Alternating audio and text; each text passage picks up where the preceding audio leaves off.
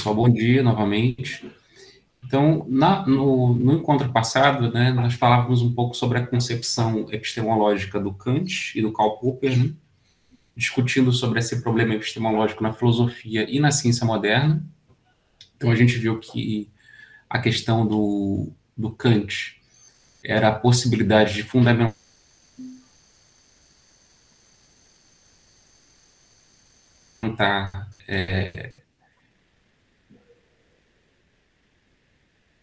como a ciência, tal como a física, tinha chegado a esse patamar, né, de um conhecimento seguro, necessário e universalmente válido. Kant buscava essa mesma coisa na metafísica e percebeu que isso não é possível, porque era necessário fundar um conhecimento que se baseie no corpo e nos 5 sentidos, que se baseie na sensibilidade. É por meio da sensibilidade que se constitui um objeto de experiência possível, tal como a gente viu, né, que a ciência moderna nasce com Galileu, né, a partir da observação. Então, não era mais possível simplesmente deduzir o universo ou a ciência da razão, como os gregos faziam, mas era necessário partir dos dados da observação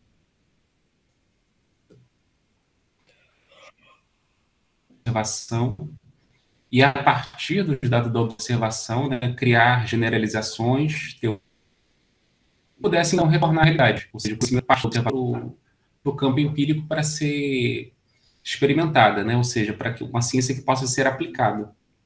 Tal como na física. Na física de Galileu, a gente viu, nasce da observação dos astros.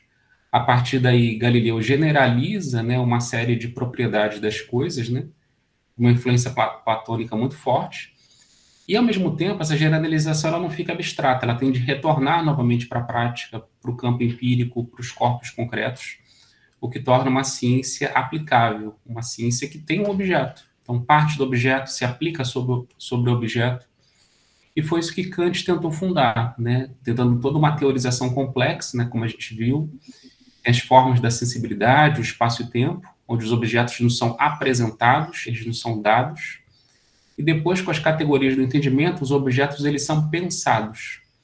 Então, os objetos de conhecimento eles têm que ser dados pela sensibilidade, e ao mesmo tempo eles têm que ser pensados pelo entendimento. O entendimento vai pensar os objetos.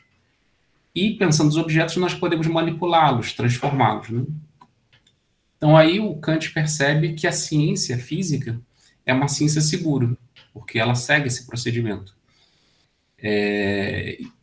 E outras ciências, como, por exemplo, a metafísica, na verdade, não seria uma ciência, seria apenas um pensamento, uma conjectura, uma teoria da filosofia que alcança o suprassensível, mas que não pode conhecer, né? Apenas pensar, alcançar apenas pelo pensamento.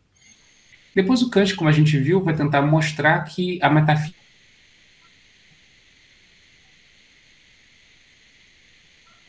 é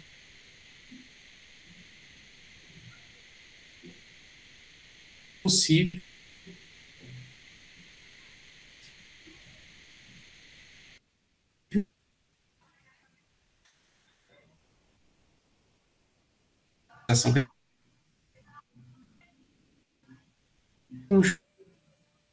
justamente sobre o mundo.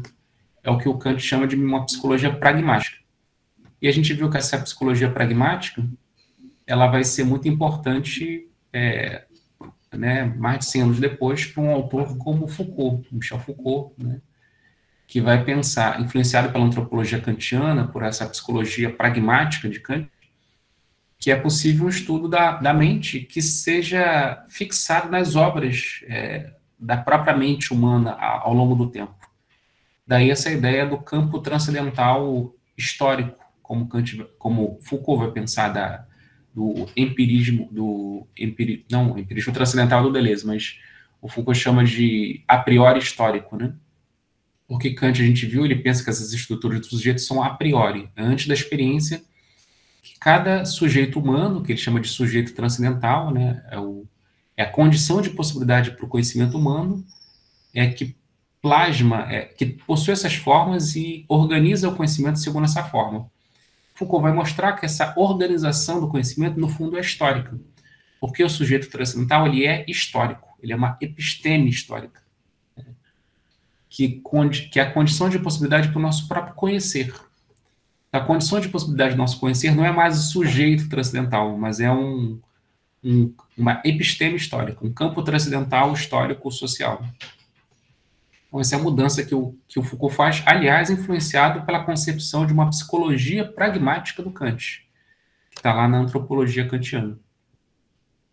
Bom, então, essa discussão de Kant é importante, né? Porque, de alguma maneira, Kant invalida a possibilidade de uma psicologia como ciência, porque ela está próxima da metafísica, né? Na época de Kant, a psicologia era um ramo da metafísica, era um campo da metafísica, era um estudo da alma, como a gente viu, e ao mesmo tempo invalida, mas permite, a partir de uma psicologia pragmática, né? De uma antropologia, um estudo dos efeitos da mente, né? A partir da história, a partir dos objetos arquitetônicos, históricos, artísticos, culturais, tudo isso que a humanidade inventa se torna uma espécie de ateliê onde a gente pode estudar onde a mente está dispersa no campo social. E ao analisar essa mente dispersa no campo social, a gente pode entender um pouco como a própria mente humana funciona e como a subjetividade humana é constituída. É curioso que essa concepção do Foucault não é à toa que ela esperou 150 anos a partir da influência kantiana para ser pensada, né? É claro que a gente pode dizer que é o gênio de Foucault, é a leitura de Foucault própria, né? Mas, ao mesmo tempo, como a gente vai ver na aula de hoje, é também um longo processo histórico, né? Que, como vai dizer o Foucault, permite que isso seja pensado, né? Então, as mudanças do conhecimento também têm a ver com as mudanças de um sujeito transcendental que é histórico, ou seja, empírico, né? Uma episteme, né? Como diz Foucault. Então, na aula de hoje, a gente vai ver um pouco de dois autores que vão tratar da questão da história. E a gente vai ver que essa transformação que Foucault faz em Kant, ela, de fato, ela permeia todas as ciências humanas. E pode ser, inclusive, pensada como um paradigma do estudo da própria psicologia também, à medida que a psicologia é também uma ciência humana. Mas só relembrando, na aula passada, a gente também falou do Karl Popper, né? Que o Karl Popper tem uma problemática próxima de Kant, embora um pouco diferente, que não é exatamente demarcar, como Kant pensava, a ciência da filosofia ou a ciência da metafísica, mas sim delimitar dentro do campo da própria ciência o que é ciência e o que não é. E aí o Kant vai falar sobre o critério da falseabilidade. Uma teoria científica é como qualquer teoria. É uma coisa que o humano pensa, como Kant dizia. O humano pode pensar várias coisas. Mas o que torna uma ciência ou não é a capacidade de poder ser falseada pela experiência. Se a experiência não puder falsear uma teoria, científica ou não, ela não é ciência. Então, é o critério da falseabilidade, né? Ou falsificabilidade, né? Segundo outros, né? Do Karl Popper. Uma teoria que não pode ser falseada, mas está sempre se adaptando a novas provas empíricas, ela é uma teoria dogmática, falsa, né? Trazendo um exemplo meio bem grosseiro, mas é um exemplo muito contemporâneo, é como a gente vê hoje nos negacionistas, né? O pessoal que defende cloroquina, o pessoal que defende esses tratamentos precoces contra a Covid, que não tem nenhuma fundamentação científica. Ou seja, você pode testar cloroquina em vários pacientes, eles morrem, eles não se curam, mas os médicos, né, e aqueles outros negacionistas que querem acreditar nisso, eles vão sempre reinterpretar a realidade para dizer que, na verdade, a teoria deles está correta. Então, veja, esse é um problema que está até hoje, né? Assim, o dogmatismo, né? A negação da própria ciência, né? Então, Popper mostra esse critério de demarcação entre ciência e não ciência. Se a prova empírica não desmentir a teoria, se a teoria nunca puder ser desmentida, ela é dogmática, ela não é científica. Então, mas a gente viu também com Karl Popper, as teorias científicas, quando elas nascem, elas são dedutivas, elas nascem de teorias mesmo, e não importa de como você cria a teoria, de como você se inspira na teoria, da importância também da metafísica, da arte, né, de tudo aquilo que, digamos assim, é extra-científico, dos encontros casuais que os cientistas têm, às vezes, para criar suas próprias teorias, né, encontros inesperados que fazem um cientista ter uma ideia. Então, ele tem uma ideia, constrói uma teoria que tem que ser lógica, coerente, e a partir daí você deduz consequências de uma teoria, E, por fim, você aplica, você cria experimentos científicos que possam falsear uma teoria. Se a teoria não for falseada, ela está corroborada, ou seja, reforçada. Isso evidencia que a teoria é coerente, ela é forte, ela pode ser uma teoria científica. Então, o critério de demarcação entre ciência e não ciência. A semelhança do Popper com Kant é esse critério formalista, né? Então, o Popper, ele quer, tal como Kant, ele quer um critério interno ao próprio conhecimento que possa fundamentá-lo, né? Então, tem um caráter aí bastante formalista, centrado no próprio discurso científico, na prática científica, e menos no contexto mais amplo. Então, na aula de hoje, a gente vai falar desse contexto mais amplo, disperso no espaço e no tempo, que é tentar pensar a ciência e as ciências humanas e a psicologia, ainda em particular, a partir de uma posição menos formal, centrada, né, e mais uma posição histórica de um campo. Então, a gente vai falar hoje do Thomas Kuhn e da concepção do Carlo Ginzburg de um paradigma indiciário, que seria a matriz de todas as ciências humanas. Então, eu fiz uma espécie de gancho, tá, entre o encontro passado e o encontro de hoje, para a gente continuar o nosso curso, né, e encerrar esse primeiro bloco de aulas sobre epistemologia. Sobre essa pequena introdução que eu falei, ou sobre o encontro passado, alguma pergunta, alguma questão que vocês ficaram pensando sobre os textos também?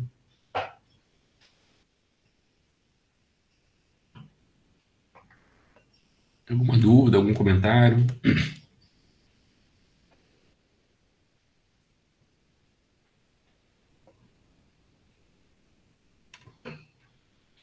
Bom, então vamos entrar então no Thomas Kuhn, né? O texto que eu passei para vocês do Thomas Kuhn se chama Atenção Essencial.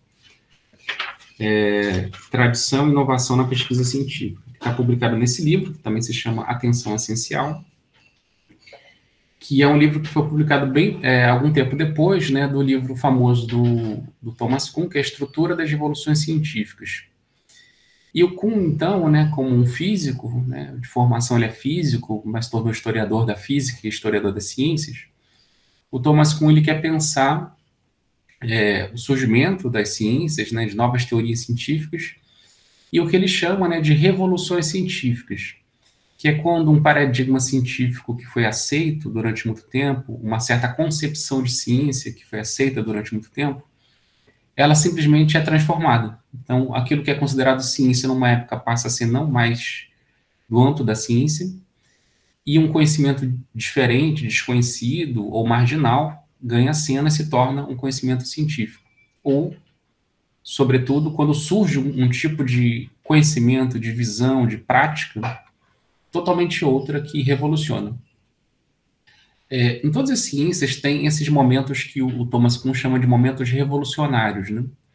Ou seja, um momento onde uma estrutura científica entra em crise e uma nova concepção científica vai emergir. Veja que essa concepção de Kuhn, né, como o próprio nome diz, né, revolução científica, se inspira muito, obviamente, nas questões políticas, né? Então, quando a gente fala de revolução, a primeira coisa que a gente pensa é de revolução política, né? E é assim que se dá uma revolução política, né? Vamos pensar, por exemplo, na Revolução Americana, na Revolução Francesa, né? Ou, de uma maneira talvez menos revolucionária, né? Mas na Revolução Gloriosa na Inglaterra, né? Quando surge a democracia. Então, quando você abandona o antigo regime, o poder centrado na mão de um rei, era um paradigma de governo, né? Que vigorou no Ocidente durante séculos, né?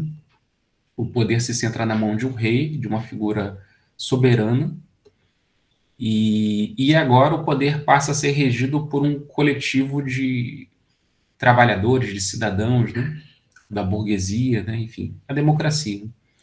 Então, essa é uma mudança de paradigma de governo. Mas essa mudança de paradigma de governo, ela é uma mudança de pensar o social, de pensar o laço social, os humanos, o trabalho, os tributos, o Estado. É uma mudança realmente radical, uma revolução política. E as revoluções políticas nascem de movimentos muito complexos, né? Onde um paradigma antigo de governo é abandonado e um novo se instaura. Da mesma maneira, na ciência, né, então, com a partir dessa metáfora histórico-política, ele vai tentar pensar que a ciência também passa por momentos assim. A gente tende a olhar para ciências e ver a ciência como um acúmulo progressivo, longo, né? A gente tende a pensar a ciência de maneira evolutiva, como se a ciência tivesse firmemente assentada numa concepção epistemológica, numa concepção de conhecimento e de mundo, né? E de verdade, por aí vai. E conforme a ciência fosse avançando a partir de questões que a ciência, os cientistas colocam para os seus objetos de estudo, os objetos de estudo vão respondendo, digamos assim, vão trazendo pistas para a solução das questões dos cientistas, e aí a ciência vai avançando, né? Então a ciência muda, a gente pode tender a pensar em virtude de um acúmulo. Então a ciência vai avançando como um acúmulo. Só que o Kuhn mostra que, na verdade, isso é verdadeiro, né? Na história da ciência, a ciência, na sua história, né? Na sua maior parte do seu funcionamento, ela é assim que ela funciona, né? Ela vai cumulativamente, mas, no entanto, há alguns momentos que o Kuhn chama de momentos de revolucionários, momentos de exceção, onde uma ciência firmemente estabelecida, ela se defronta com tantos obstáculos, ou seja, com tantos problemas epistemológicos, né, problemas do próprio âmbito da ciência, que ela não consegue mais resolver, ela começa a entrar numa espécie de crise e ela precisa rever os seus próprios fundamentos. Veja, é mais ou menos como acontece na política, né? Diante de um problema que o antigo paradigma de governo não consegue resolver, ele tem que voltar às suas bases. Mas isso pode parecer um pouco calmo e tranquilo demais, né? Quando a gente vê as revoluções políticas, a gente sabe que as revoluções políticas frequentemente envolvem insurreições, às vezes guerras, né? Sangue também, né? As revoluções políticas não são tranquilas. O Kuhn vai mostrar que a revolução científica também não é uma coisa tranquila, né? Envolve uma crise de paradigmas, crise de visões de mundo, crise de concepção de conhecimento, e que implica uma revolução. A gente pode citar dois exemplos, né? Como eu falei, tem vários exemplos em todas as ciências, o Kuhn traz alguns exemplos, mas como o Kuhn é físico, né, os dois exemplos canônicos, clássicos, né, é a própria mudança que eu já citei aqui em outra aula, da física aristotélica ptolomaica, que foi uma física que foi fundamentada em Aristóteles, né, na astronomia, na física de Aristóteles, lá no século IV antes de Cristo, e por Ptolomeu, que foi um matemático de Alexandria. Então, essa física aristotélica ptolomaica, né, foi do século IV a.C. até o século XV, XVI com Galileu, até o século XVI, XVII com Galileu. Então, foi uma física que durou mais de 2000 anos. Nessa física, né, tinha uma concepção bastante grega de que o conhecimento se funda na razão. Então, veja, não é tanto na observação, mas sim na razão. Então, veja, é um conhecimento bastante de matriz muito platônica, né? Matemática, né? Que pensava que a mente, que conhece formas puras, né? Então, as formas da matemática são perfeitas. A matemática, digamos assim, não erra, na medida que ela coloca os seus pressupostos, ela vai funcionando de maneira automática.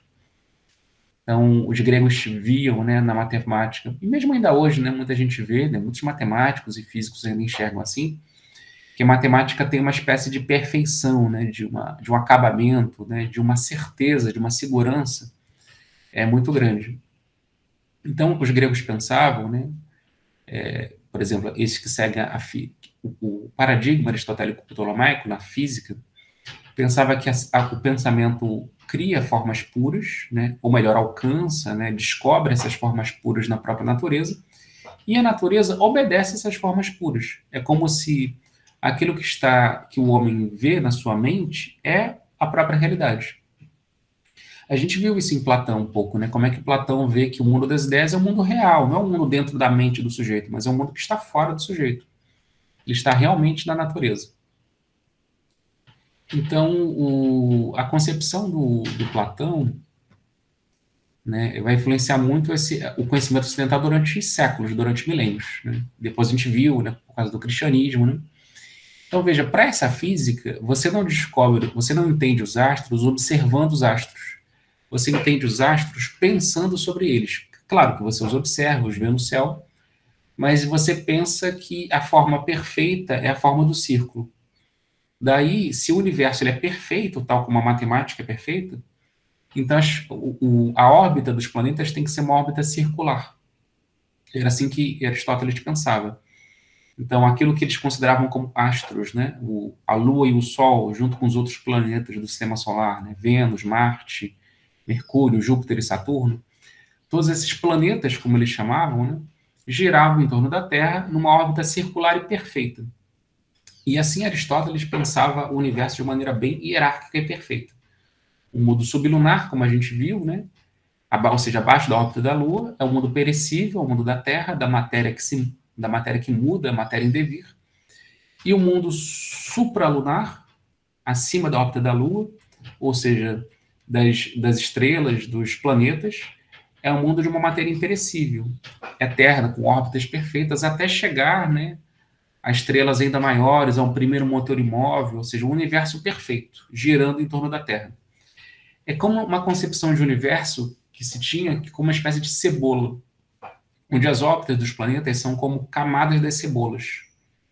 Mas seria uma cebola perfeita, né? Uma cebola geométrica, né? Então, é assim que se pensou a física e o universo durante séculos, né? A Terra no centro. Com as concepções de Copérnico, Kepler e depois Galileu, por meio de observação, né?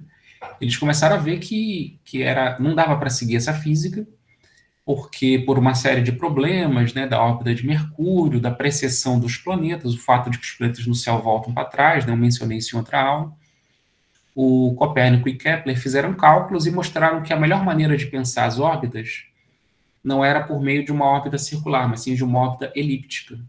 Então não é a forma perfeita do círculo, mas é a elipse, como que se tivesse dois eixos, né, dois eixos de gravidade. É a melhor maneira de pensar as órbitas. Aí a matemática fica exata. E aí uma série de problemas, como a precessão dos equinócios, o fato de os astros andarem para trás, né, que eu esqueci o nome, né, que se dá. Enfim, uma série de problemas astronômicos são resolvidos com uma matemática muito mais simples. E aí você descobre que as órbitas são elípticas e mais, você descobre que se você colocasse o Sol no centro do sistema e a Terra como um dos planetas, a matemática é super simples e todos os problemas se resolvem. Veja, isso é um exemplo de revolução científica que Copérnico, Kepler e Galileu fizeram. Eles perceberam um obstáculo epistemológico, a órbita dos planetas, que não batia com a concepção das órbitas perfeitas circulares de Aristóteles. Então era necessário ter uma outra matemática, uma outra concepção de sistema solar, de sistema, onde a Terra não é mais o centro, não é mais uma concepção geocêntrica, mas sim uma concepção heliocêntrica, não é mais a Terra no centro, mas sim o Sol. Então era necessário mudar o paradigma astronômico, paradigma físico, para você pensar problemas epistemológicos que se colocavam que não se resolviam. Veja, esse é um exemplo de crise e da necessidade de uma revolução científica, nesse caso na astronomia.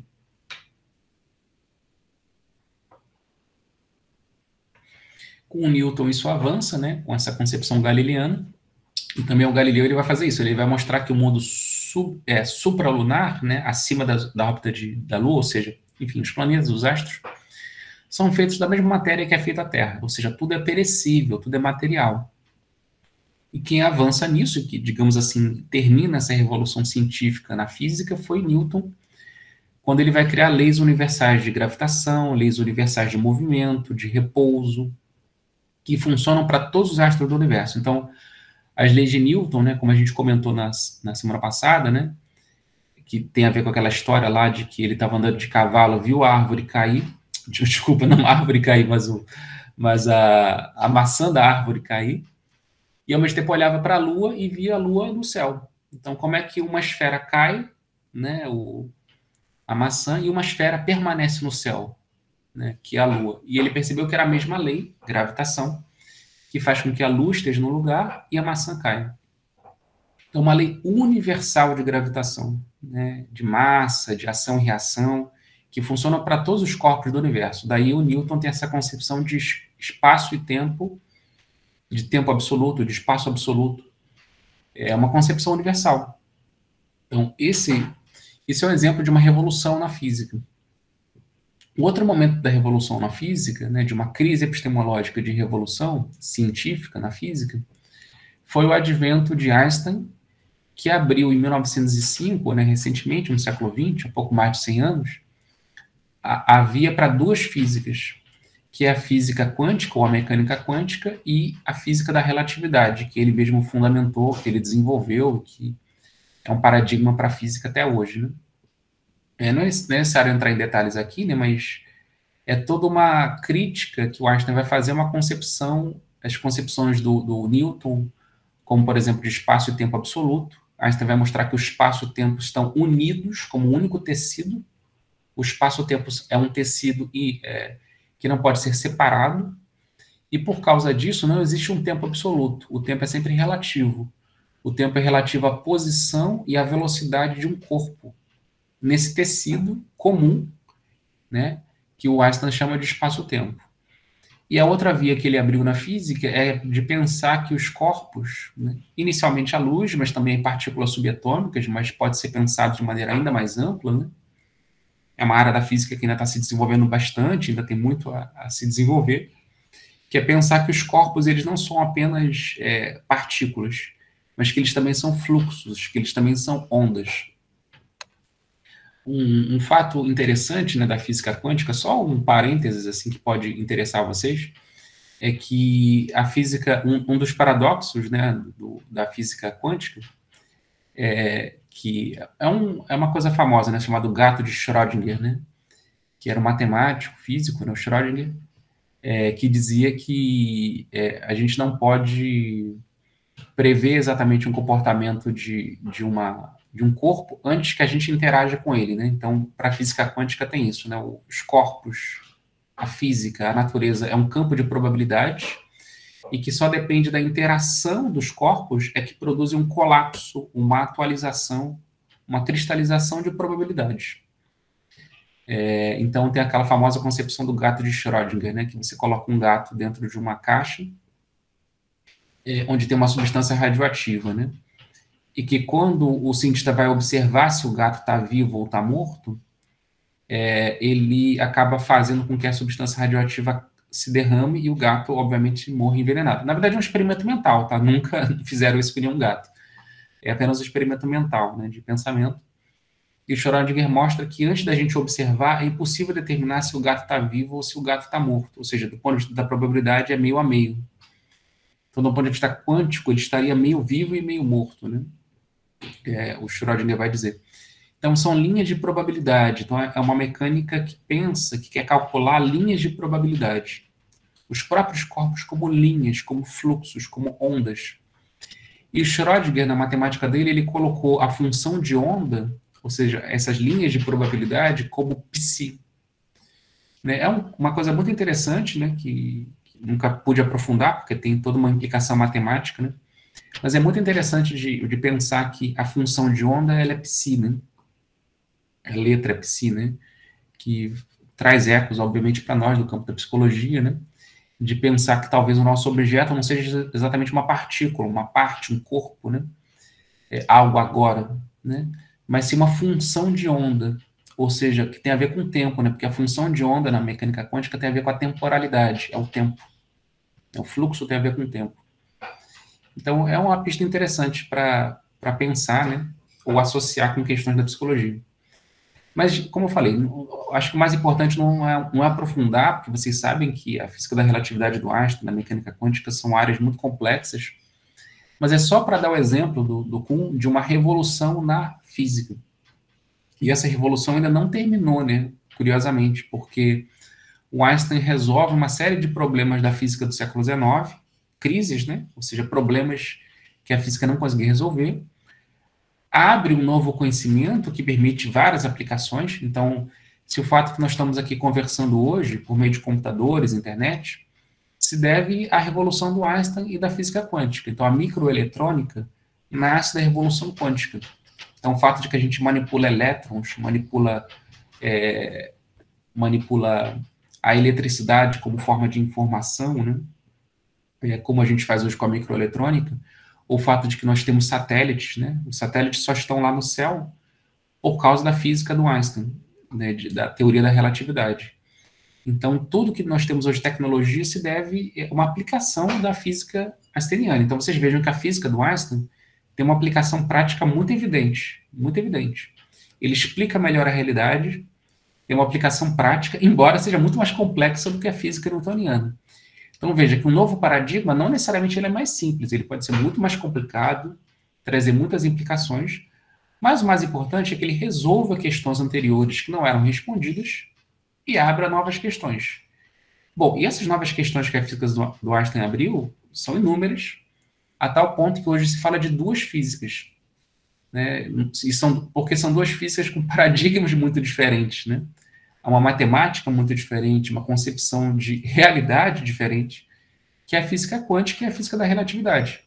A física da relatividade, que fala dos grandes conjuntos, né, do espaço-tempo, que fala do universo, das galáxias, dos corpos celestes, então a física do infinitamente grande, e a mecânica quântica, que fala de uma física do infinitamente pequeno, coisas muito pequenas, fenômenos microscópicos, fenômenos moleculares, fenômenos muito rápidos, que trata a mecânica quântica. E a matemática, a concepção de realidade, como eu falei, são tão diversas que se fala de hoje de duas físicas.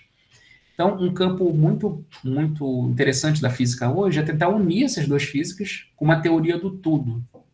O Stephen Hawking tentou isso ao longo da vida, o próprio Einstein também tentou.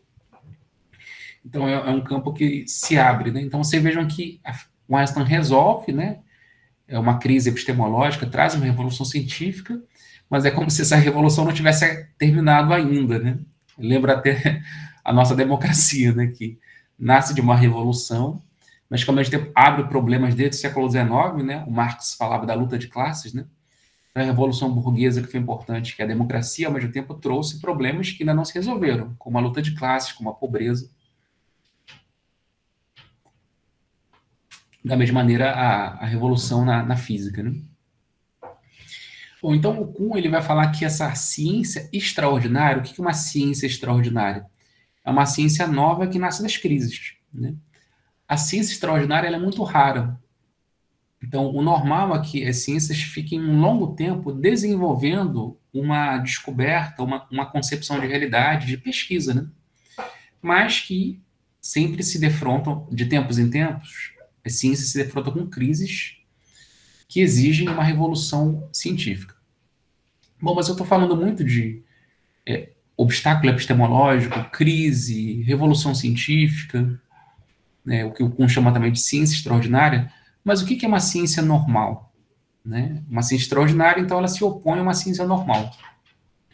A ciência normal para o Kuhn tem a ver com a noção de paradigma, que é uma concepção que ficou muito famosa do Thomas Kuhn e que rendeu para ele também muitas polêmicas, porque ele teve que explicar a noção de paradigma muitas vezes. Mas tentando simplificar e reinterpretar, né? É uma noção muito ampla, né? Então, de difícil definição, mas tentando circunscrever a noção de paradigma científico. Então, o que é um paradigma científico? Né? Tem a ver, acima de tudo, com uma comunidade científica. Então, não existe paradigma individual. Então, existem cientistas muito geniais que criam coisas novas, como o que o Einstein fez, mas não é possível um paradigma só de um gênio, né? Esse paradigma tem que ser partilhado por uma comunidade científica.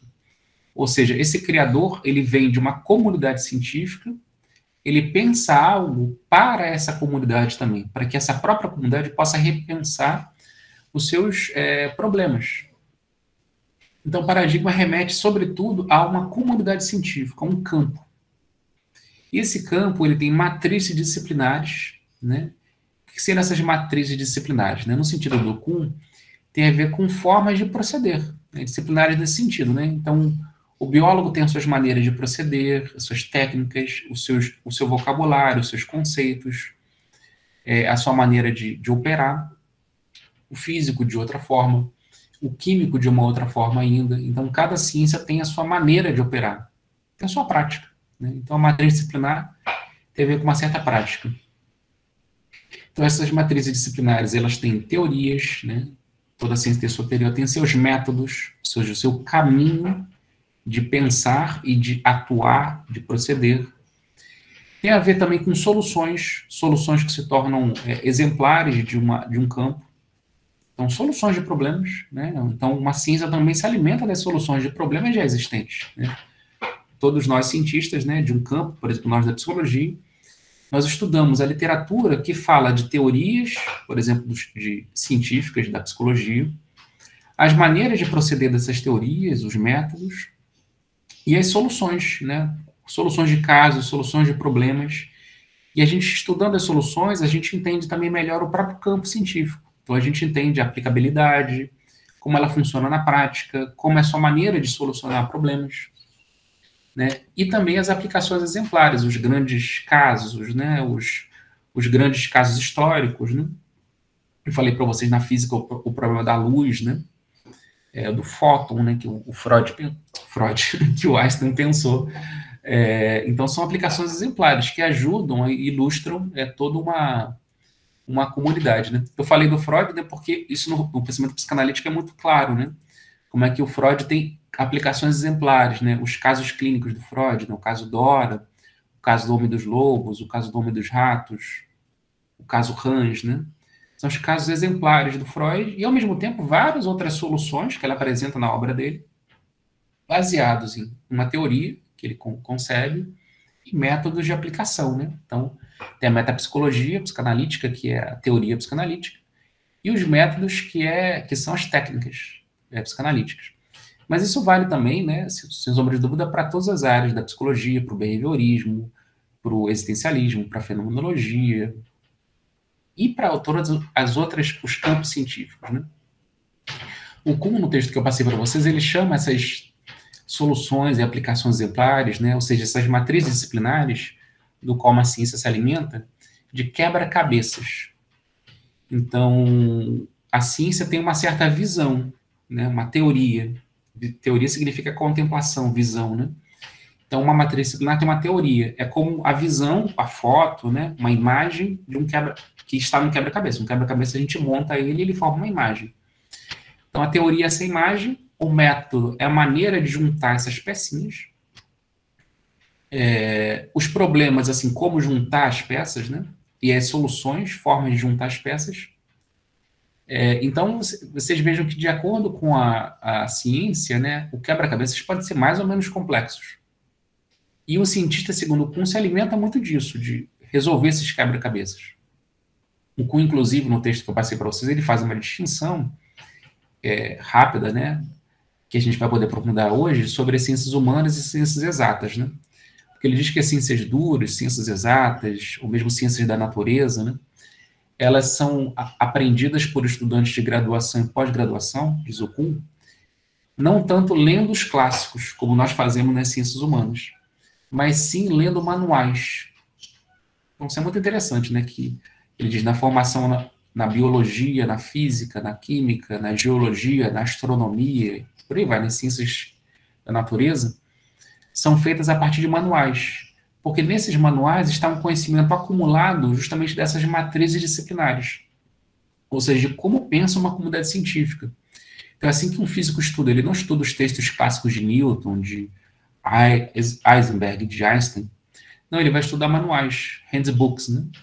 E aí ele vai entender como é que funciona um paradigma, né? Então, o paradigma científico é aquilo que é exercido na prática, dentro de uma comunidade científica. E, por conseguinte, dentro do paradigma, o progresso ele é cumulativo. Então, é assim que a ciência avança, evolutivamente. Então, veja, o Kuhn está dizendo que a ciência muda, avança, do ponto de vista evolutivo, a ciência é evolucionária, do ponto de vista do paradigma, mas, no entanto, o paradigma está sempre mudando. É o momento revolucionário da ciência, um momento de mudança súbita de uma ciência. Tem aqui alguma questão, pessoal? Alguma dúvida?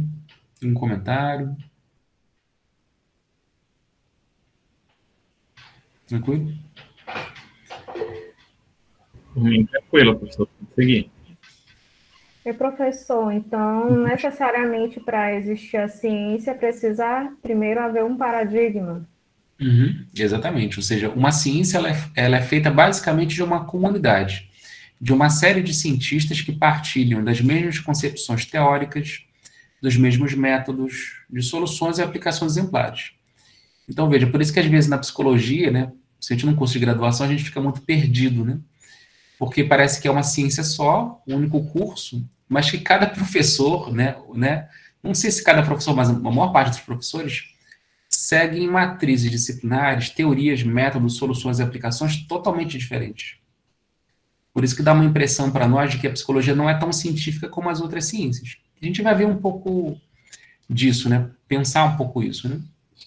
Então, são totalmente diferentes. Então, a comunidade dos fenomenólogos, a comunidade dos behavioristas, a comunidade dos psicanalistas, a comunidade dos junguianos e por aí vai, pensa a mente, na subjetividade, de maneiras muito diferentes, né? Ou a psicoterapia, ou a prática de pesquisa até, de maneira muito diferente. Então, é como se, para trazer para o campo da psicologia, é como se a psicologia fosse uma ciência com várias ciências particulares. Mas o Thomas Kuhn vai dizer, isso não acontece nas ciências da natureza. Nas ciências da natureza, num curso de graduação e pós-graduação em física, você estuda física por meio de manuais. Então, assim como tem manuais, por exemplo, de, sei lá, de behaviorismo, né? Ou mesmo manuais, né? Livros de iniciação, assim, de psicanálise ou de qualquer outra área da psicologia. Veja, a psicologia está dividida em várias, né? Enquanto a física é uma só. Então, o paradigma é basicamente uma comunidade, né? Que partilha de uma série de dispositivos.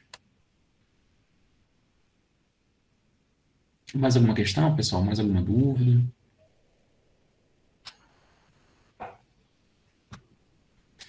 Bom, a partir disso, dessa ideia de paradigma, né, que define o que o Kuhn chama de ciência normal, então é interessante pensar nisso, quando vocês verem essa concepção de ciência normal nesse sentido, né? Ou seja, no fundo é uma ciência normalizada, foi normalizada de maneira disciplinar, né, no sentido da prática, mesmo dos cientistas, uma prática que funcione. Diferente da ciência extraordinária que nasce de uma crise, né? E como é que nasce uma crise? Nasce de uma anomalia.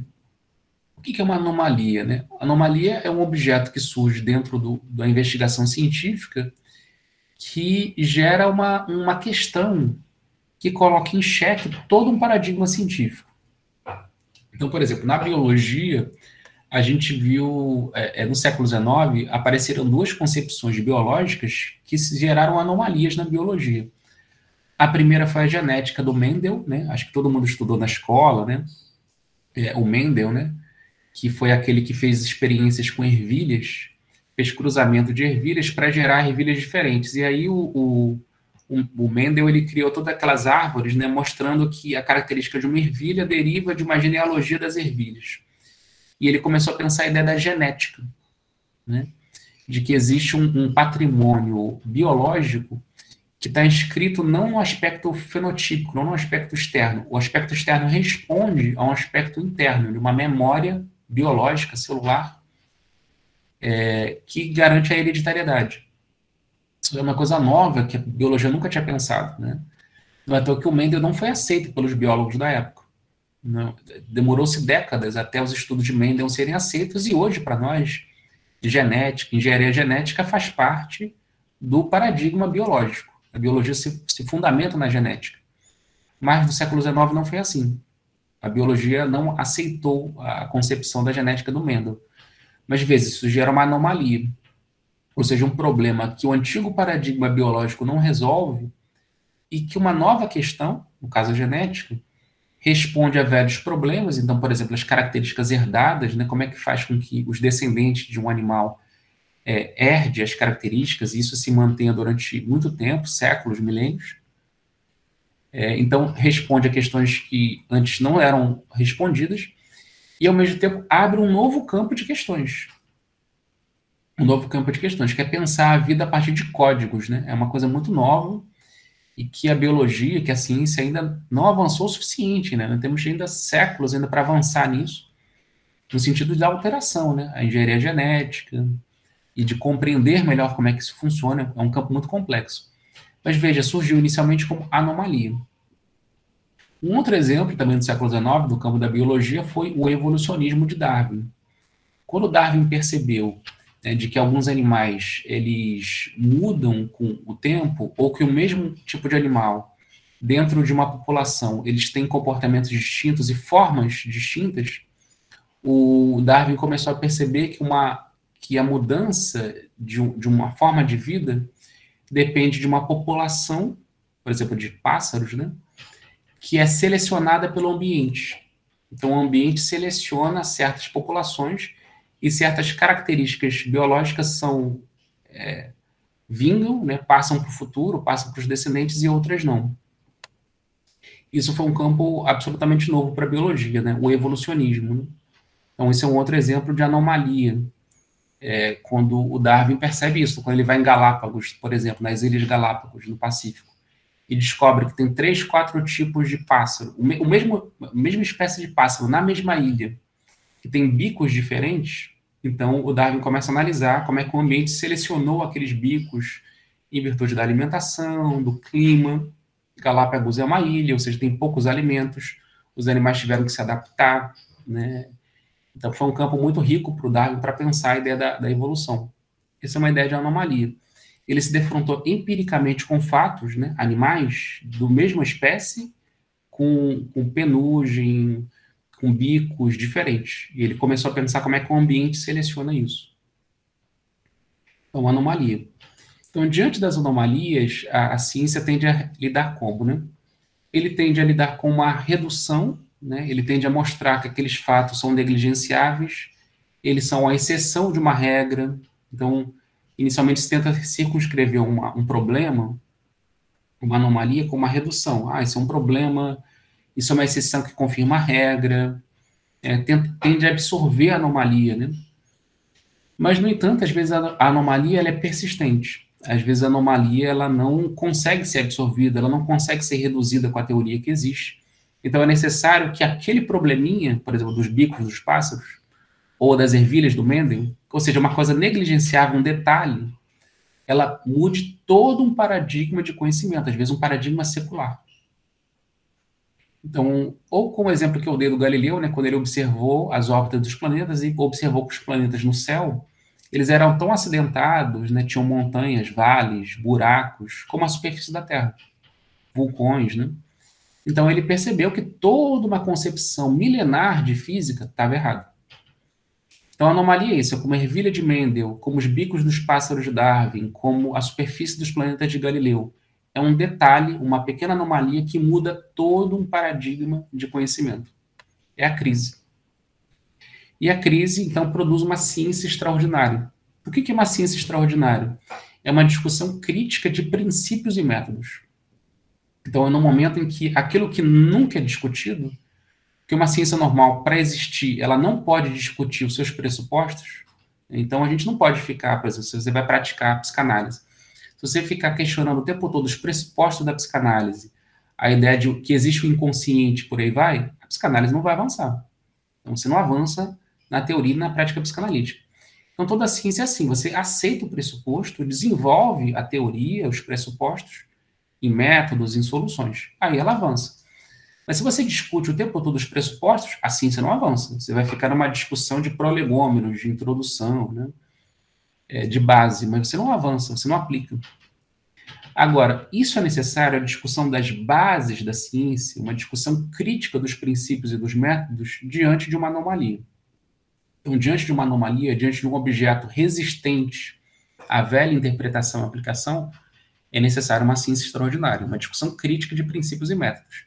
O que a biologia fez com o evolucionismo de Darwin e a genética do Mendel. E aí surgiu o neodarwinismo, que é a teoria hoje muito aceita, mais aceita na biologia, de que as formas de vida evoluem por meio de seleção natural, mas também pela genética, por mutações genéticas. Foi uma coisa que o Darwin não acreditava, mas que foi incorporado depois, de que existem mudanças aleatórias no código genético, na reprodução, que junto com as mudanças ambientais selecionam certos modos de vida. Pronto, aí a biologia entrou num novo paradigma e ela alcança uma estabilidade. Ela sai de um momento extraordinário, que foi o século XIX, e entra num momento mais ordinário, numa ciência normal, que é a biologia do século XX, que tem avançado bastante, né? A gente está falando aqui de engenharia genética, Enfim, a biologia avançou muito, né? Prova que a gente tem hoje na pandemia, enfim, vacinas que saíram com menos de um ano, né? Mas veja, foi necessário passar por uma crise de pressupostos, do século XIX para o século XX. Então, uma discussão crítica de princípios e métodos, e aí surge um novo paradigma, que é uma revolução científica. De alguma maneira, né, a gente viu isso um pouco no campo da psicologia, né, porque a psicologia foi durante muito tempo um ramo da filosofia, como a gente viu, veio o veto kantiano mostrando que a psicologia não é ciência, e, ao mesmo tempo, a possibilidade de pensar uma psicologia como ciência, né? Que é a relação da psicologia com a história. Né? Depois, no final do século XIX, vai surgir outras formas de pensar a psicologia. Né? Mas, de qualquer maneira, é isso. Né? A psicologia surge tardiamente, né? Surge de muitas crises, né? Porque talvez antes ela nem, mesmo ciência nesse sentido moderno que o Kuhn fala, ela tenha sido. Bom, só para concluir, né, assim, essa investigação do Kuhn, essa apresentação da concepção do Kuhn, essa concepção histórica. Então, vocês vejam, não dá para você pensar a ciência para o Kuhn de uma maneira apenas formal, ou seja, como o Popper pensa, né, uma teoria que você deduz, aplica empiricamente. Não é necessário pensar uma história de uma ciência, né, como é que uma ciência vai evoluindo, como é que ela se defronta com obstáculos epistemológicos.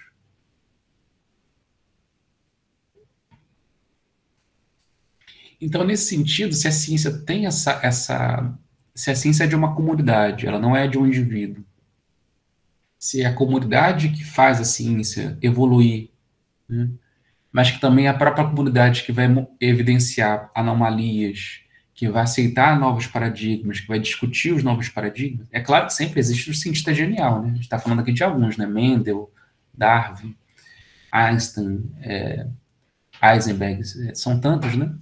Mas o cientista genial, ele surge de um campo, né? A gente nunca pode deixar de perceber isso, né? Não existe um indivíduo que surge genialmente sozinho. É um campo, né? Ele vem de um campo. E mais, aquilo que ele cria volta para o campo, volta para os outros.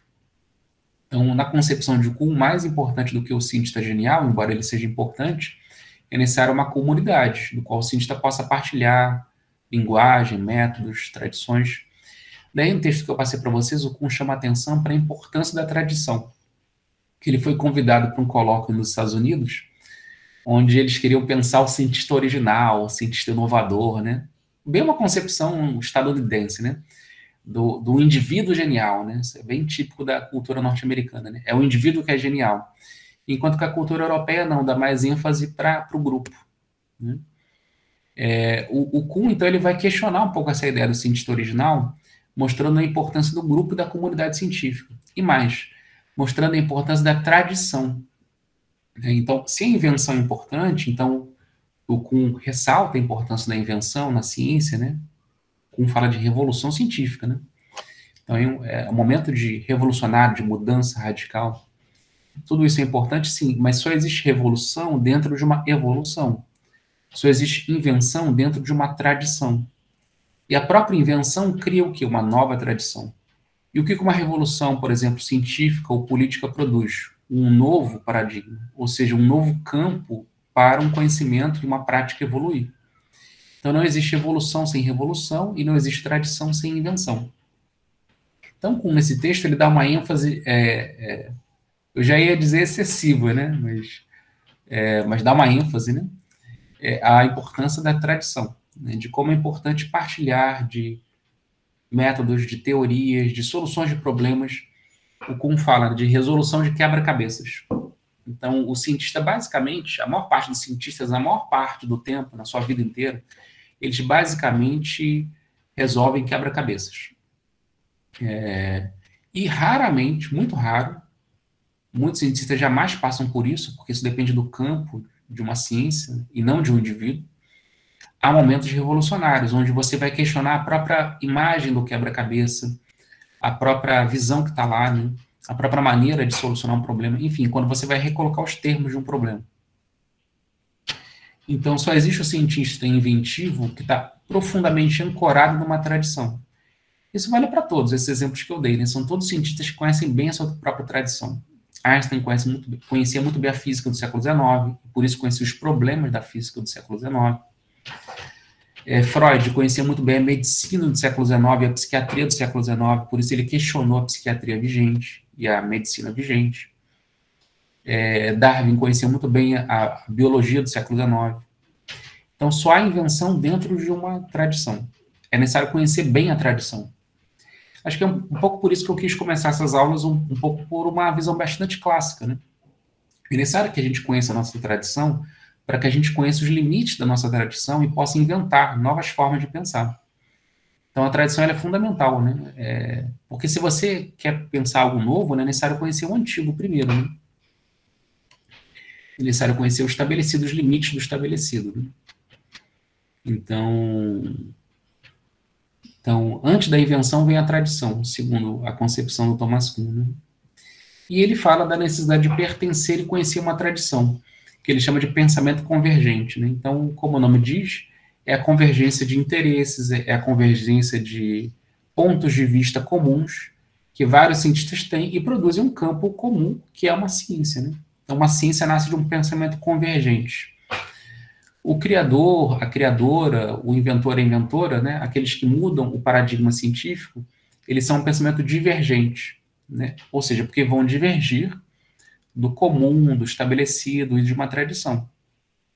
É por isso que um novo pensamento dificilmente é aceito, né?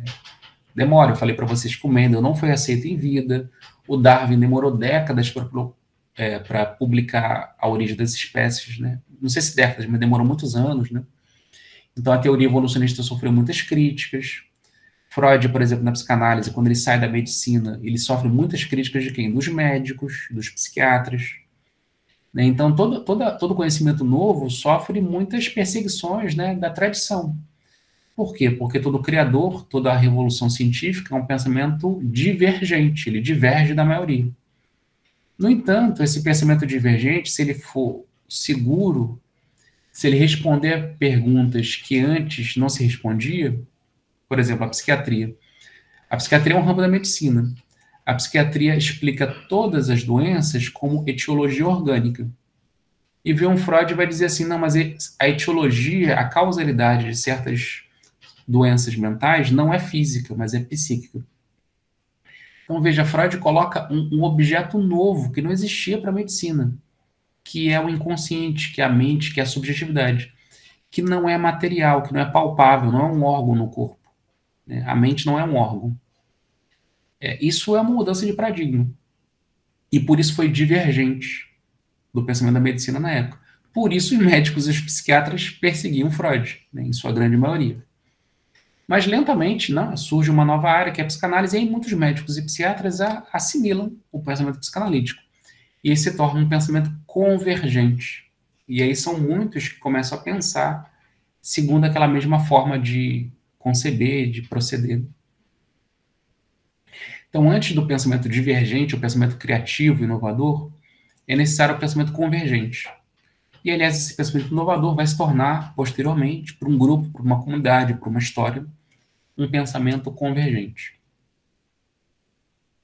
Bom, pessoal, em linhas gerais, é um pouco essa concepção do Thomas Kuhn, né? Vocês vejam que, tentando os exemplos que eu tentei trazer, né, para mostrar que é uma concepção histórica de ciência que muito nos interessa, né, para nós da psicologia, na medida que nós somos uma ciência humana também. Né? Alguma questão, pessoal? Alguma dúvida? Algum comentário? Professor, eu fiquei pensando aqui sobre nível mais nacional, sobre a resolução 510 de 2016, se ela não é uma revolução científica, né, para a gente, porque ela muda esse paradigma biomédico para as ciências humanas e sociais e entende que agora a gente vai se basear em outras diretrizes, que são diretrizes mais compreensivas, não explicativas, né? E eu fiquei pensando sobre isso. Se não é uma revolução para a gente aqui. Eu acho que eu não sei exatamente do que você está falando. Você pode explicar melhor essa resolução, do que se trata? É uma resolução do Conselho Nacional de Saúde que determina diretrizes específicas para as ciências humanas e sociais. Então, os métodos, a forma de fazer pesquisa nas ciências sociais deixa de ter essa orientação biomédica e começa a ter diretrizes específicas que levam em consideração a cultura, a compreensão do contexto de cada indivíduo e perde esse enfoque de explicação e passa a ter um enfoque de compreensão. É uma resolução nova, ela é de 2016. E aí tem a ver muito com o que o senhor está falando, né, sobre esse berço, né, do que é ciência e do que não é ciência para nós, psicólogos, e para as ciências humanas, de modo geral, também. É interessante isso, né? Não conhecia essa resolução, mas me parece que ela apenas traz uma coisa que a comunidade científica da psicologia e das ciências humanas já fazem há bastante tempo, né? Porque, de fato, né, a psicologia tem esse problema, né? A psicologia, por um lado, ela é próxima ela é uma área das ciências humanas, por outro, ela também é uma área das ciências da saúde. E as ciências da saúde, majoritariamente, ela segue um paradigma fisicalista, materialista, biológico, né? Um paradigma quantitativo, um paradigma de mensuração, né? Um paradigma que tem por matriz a biologia, né? O próprio Foucault vai falar isso no livro As Palavras e as Coisas, né? Que a primeira matriz da psicologia foi a biologia. Então, eu falei aqui muito da psicanálise e a medicina. É isso, né? As teorias psicológicas, né, nascem de paradigmas biológicos, as ciências psicológicas, né? Então, e a psicologia depois se tornou psicologia clínica, área da saúde, né? Então, a psicologia tem esse problema de que, por um lado, ela está na área da saúde, que é um paradigma muito fisicalista, e, por outro, das ciências humanas, que são ciências, e desde o século XIX, século XX, chamam de ciências compreensivas, ciências do espírito, ciências do pensamento. E, nesse sentido, a psicologia teria mais proximidade com a filosofia e com as demais ciências humanas, né, sociologia, antropologia, história, do que com a biologia, com a física, né? Então, acho que essa resolução que você está comentando, ela apenas explicita uma prática que nós psicólogos já temos há bastante tempo, uma maneira de pensar que nós temos. Não é exatamente uma revolução científica, porque, veja, isso vem por decreto, né? Não existe revolução que vem por decreto. Os revolucionários da França não falaram assim, ó, decretamos que o rei acabou, o reinado acabou, o antigo regime, e agora nasce a democracia, né? Não, decreto não funciona, né? Tem que ter revolução mesmo, tem que ter luta, tem que ter mudança, né? Então, um Estado não pode decretar alguma coisa e isso é uma revolução. Não, isso é apenas uma consolidação ou uma normativa, né? Isso é uma forma de organizar uma prática estatal, por exemplo, né? Normalizar uma prática, enfim, mas não exatamente no sentido que o Kuhn fala de uma revolução científica. Me pareceu mais, da maneira como você fala, um reconhecimento, né, de que a psicologia está muito mais no campo das ciências humanas, como você falou, nas ciências compreensivas, né? Então, como os alemães chamavam, Naturwissenschaft, né? Não sei, e Geistwissenschaft, eu não sei se a pronúncia está boa, mas se é assim em alemão, mas é ciência do espírito, né? É o Geistwissenschaft, né? Ciências do espírito, e menos uma Naturwissenschaft, né? Uma ciência da natureza. Então, a psicologia não é uma ciência da natureza, é uma ciência do espírito. E logo o método dele é compreensivo e não explicativo, né? Mas veja que mesmo no campo da psicologia isso é muito polêmico, né? Porque tem áreas da psicologia que vão para uma coisa quantitativa, né? Mas eu acho que é um reconhecimento de que majoritariamente a psicologia vai por aí. Acho que é uma coisa mais de organização da prática mesmo. Mais alguma questão, pessoal? Mais algum comentário?